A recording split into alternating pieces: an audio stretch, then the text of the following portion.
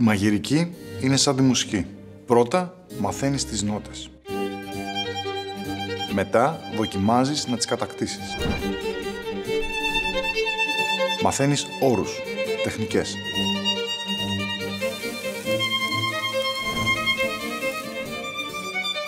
Ακονίζεις τις αισθήσεις σου και εξασκείσαι στο κράτημα, την κίνηση, το ρυθμό, την απόλυτη ακρίβεια.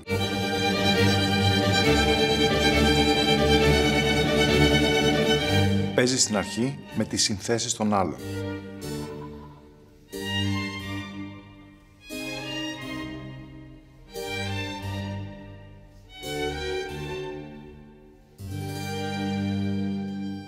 Δειλά. Μετά, όλο και πιο σίγουρα.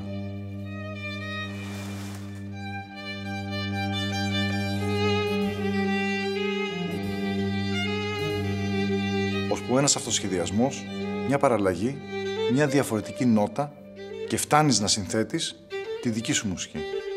Τα δικά σου μοναδικά πιάτα. Ακολούθησέ με και μαζί θα δομήσουμε, θα αποδομήσουμε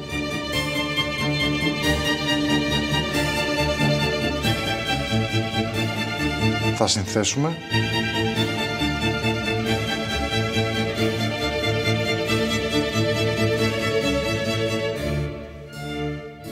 θα μάθουμε.